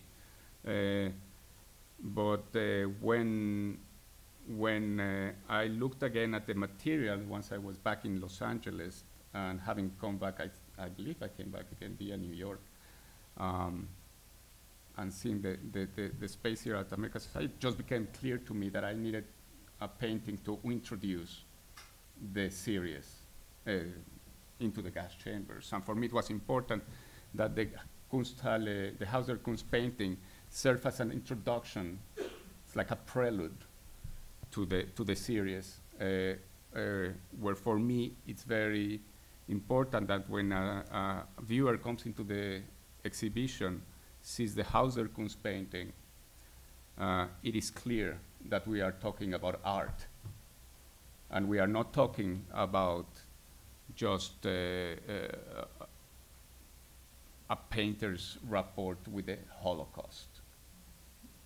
We are talking about introducing the notion of the space where art is exhibited as part of the content of how this series should be, how this painting should be perceived. And on top of it, it just was a great or very powerful coincidence that actually if you look at the frames of the doors in the gallery, the America Society is exactly the same kind of frame door with this travertine stone or whatever it is, as in the Hauser Kunst. So there's really a very striking coincidence there that is would seem to me to be just perfect. I have a question for Nico and Gary. It's a question I grapple with. You know, if we no longer believe that art has the moral duty to make the world a better place or bear witness, or do we believe that or announce or accompany a better world and so on?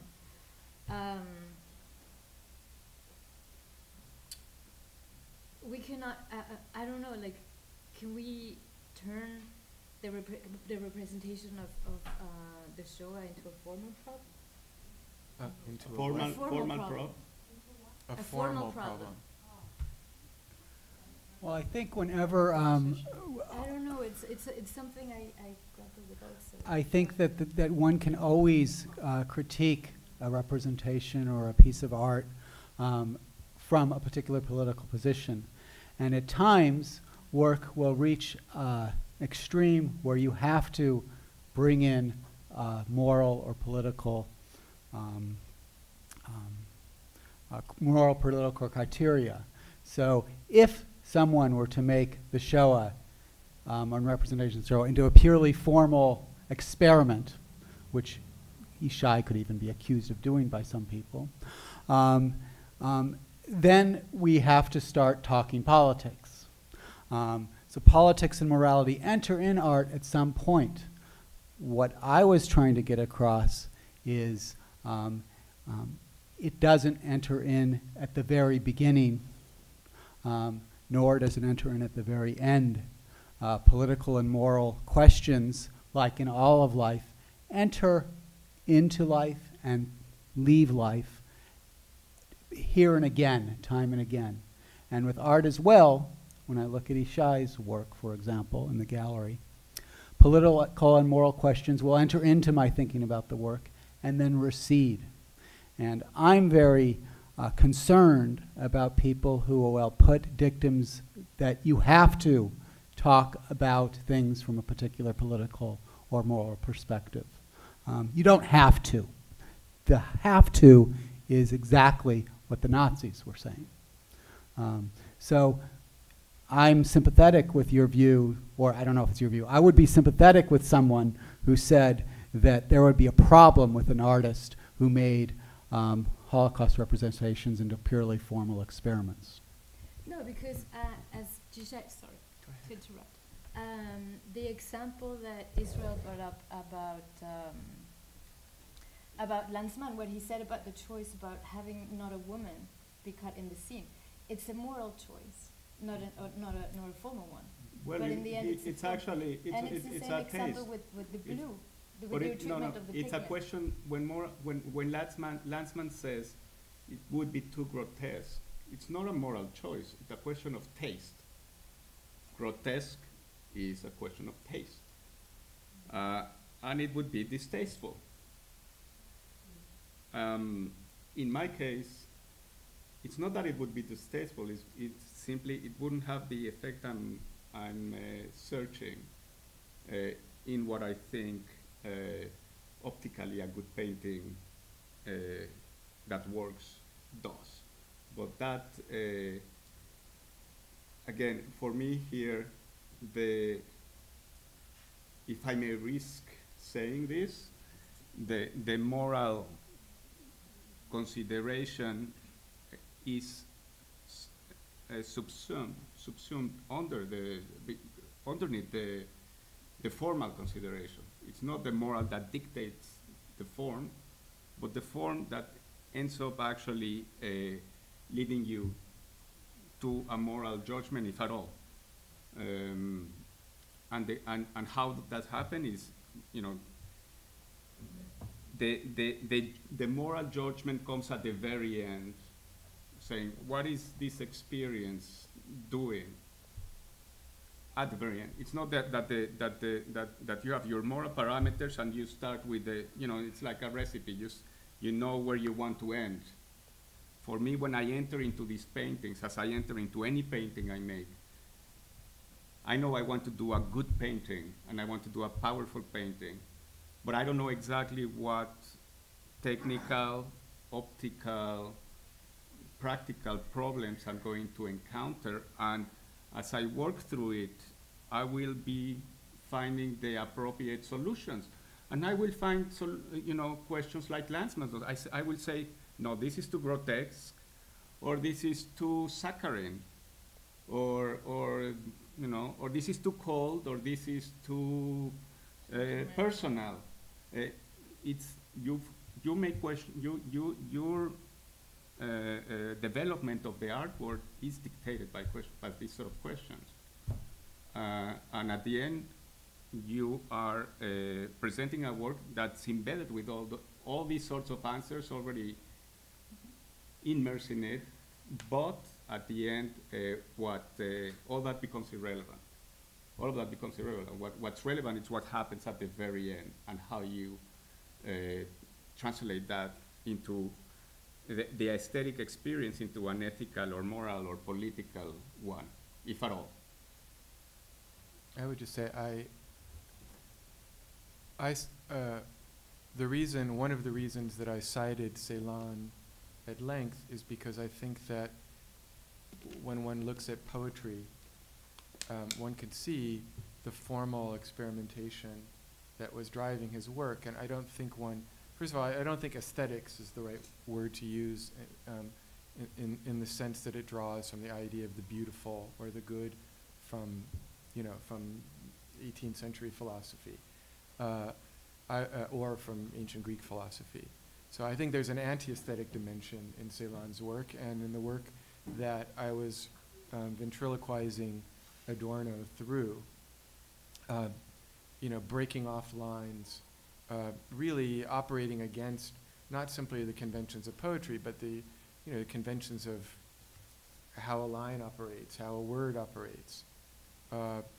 And to me, there isn't, I think that in every syllable and every phoneme of Ceylon's writing, there is a grappling with the political and the moral.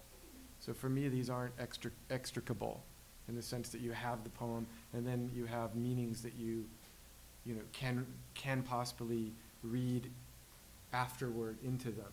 So I agree that I don't think that there is one proper way to analyze Ceylon's poetry or the painting that I think, or the films that access this set of problems that I think are so crucial. But I wouldn't say that the artwork precedes the ethical or the political either.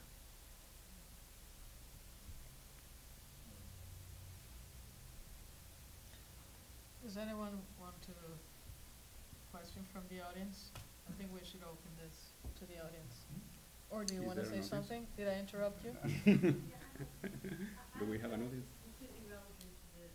But I'm wondering, in the way that art can have both a negative impact on how something is portrayed, the way that the Holocaust curriculum is now being grouped into all different types of genocide and ethnic cleansing, and it's sort of losing some of its distinctiveness in terms of the mythology and the intellectual thinking that went into the final solution. So I'm wondering if whether you think that the curriculum resources that are used today in teaching the Holocaust is also perhaps adding to the concerns you have about holding on to the authenticity of how the Holocaust is either taught or viewed.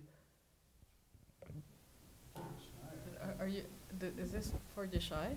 Well, anyone really on the panel, I was just curious if you About- think that the way that it's being taught in some schools and at the museums, whether it has any impact in taking, and making it part of everyone's historical examples of genocide. I don't know, but because, I think the Armenian genocide is a very important genocide, and we barely mention.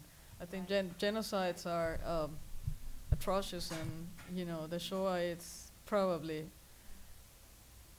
the historical template for repeating, genocides here and there, and today we haven't escaped that.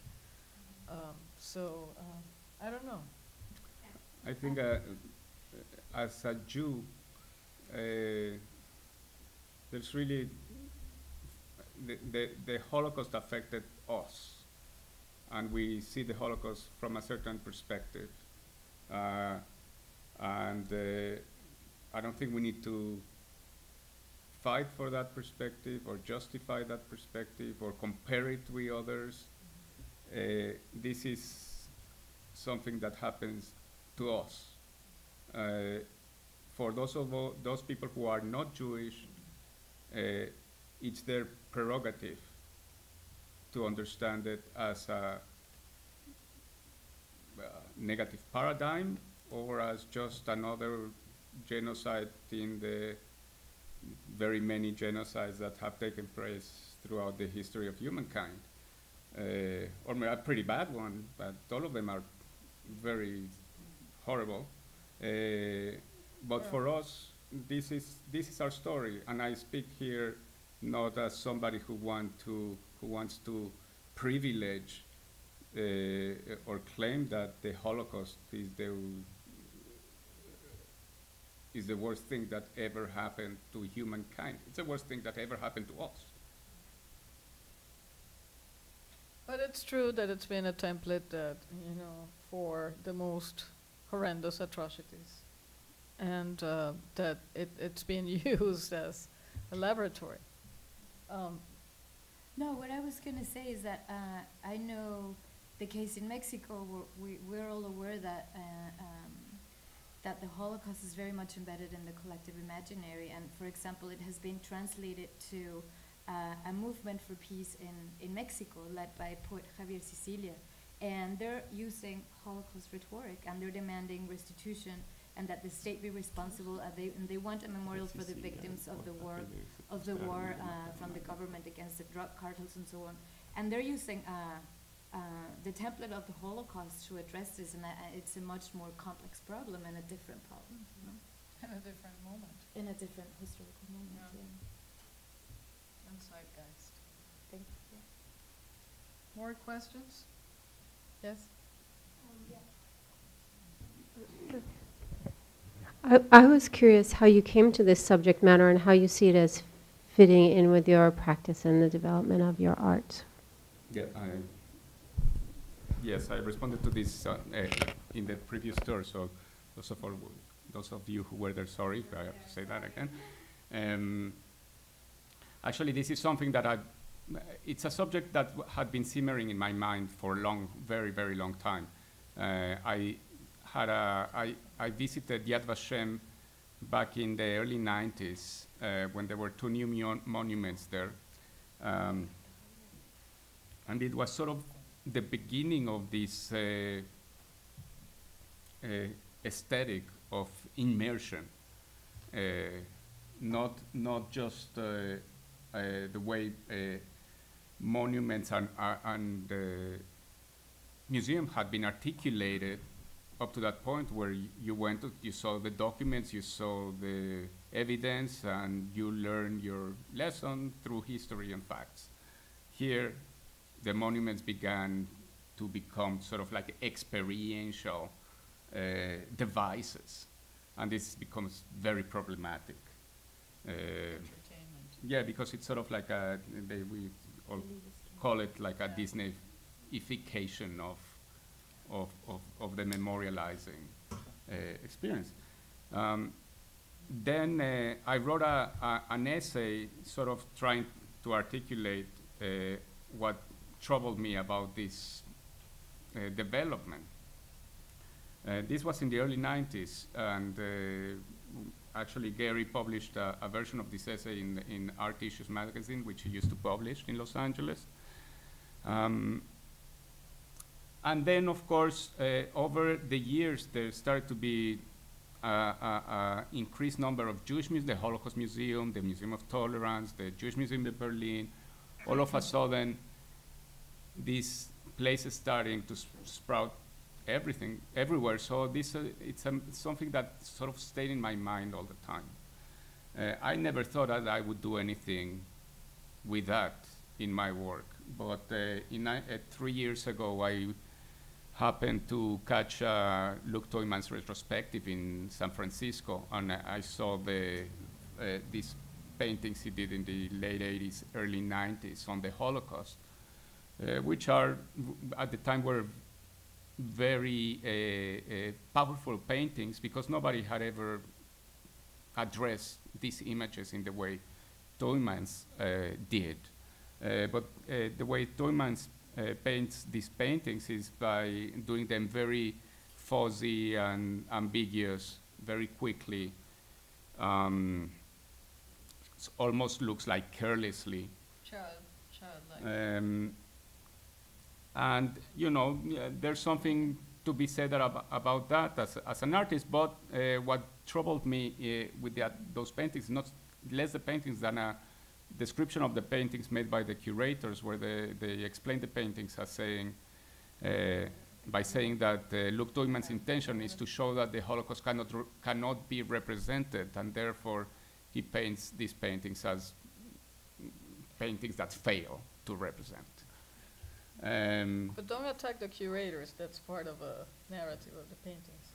Don't attack the curators. You attack the curators all the I time. I think it's a reading of the paintings itself. You know? Well, I was troubled by that, and I said, you know, if this is all painting can do in this matter, well, it's really pretty bad for painting, and it's also pretty bad for our attempts at memorializing the Holocaust, because it cannot be represented. Then why bother with it at all? And this is when I thought, okay, I need to come up with something. And if anybody's going to come up with something, why don't I try? And that's how it all began. How do you connect it to your work before? Do you see a connection? Oh, definitely. Yeah, yes. There's many different connections. I'm always concerned with finding a connection with the material between the representation and the represented, with the objectness and the picture. There's all connections throughout different bodies of work that I've done in the past. The metonymic conduito, you know. But this is by far the most personally, emotionally invested work that I've done in that sense. I don't want to speak, I'm not going to speak about your painting, Okay, good. but I just can't not say that there are many genocides going on in the world today. And I don't think that we can be so parochial as to continue to make the Holocaust the only thing that we focus on. I mean, the Holocaust is how many years ago now? And it's just as horrible today as it was then, and it is the most horrendous genocide that there ever was. But I think that we need to be sensitive to Rwanda, to what happened in Yugoslavia, and to many, many things that are going on around the world. And otherwise, I think that we are really not being as ethical as we should. I think we need, that's part of our ethics. I think if I could respond there, I think it's a question of both and. I mean, it seems that you're taking the position that was asked. You're taking the reverse of the position that was just asked about, aren't we concerned that there's a relativization of the Holocaust and compared to all these other tragedies? I think what strikes me most, one of the things that strikes me very much about Yishai's work is that you say the Holocaust has happened, but of course this is still a contested arena. That if you could read about Abraham Bamba on the internet, and there are people who say, dissecting every line, this is the barber again in Lanzmann's film, that everything he's saying points to the fact that there actually were no gas chambers, right? And I think that a lot of the images that you're drawing on are discussed and dissected because there's so few of them, really. Yeah. And most of them are afterward. And so the famous images of starving prisoners, well, in fact, they weren't starved by the Nazis. They, you know, they had typhoid or cholera, or right. So that there is a. But isn't that is the condition of history? Now I have seen people denying all the historical facts. They are not comfortable. Yeah, and of they're course. not. This is why I think that it's but not. the same happened with Sendero Luminoso in Peru and in Argentina. Deniers of. I hope to have made clear in my talk, I'm not someone who insists upon the absolute uniqueness of the event and treat it as a sacred. And I think and perhaps this is a generational issue, but I sense that, if this kind of conversation wouldn't have happened 15 years ago. right? There would have been much more kind of fealty to the idea of the unspeakability of the event. But I would say both, there is a need to address this willed amnesia and Holocaust denying, which is as strong as ever on the internet. But that's paradoxical, you know, we have more and more archives and more accessibility to the archives, Right. and more information. Right. And there was We're- just an we're article 3 days insisting ago. more and more about oblivion Right. and amnesia. Right.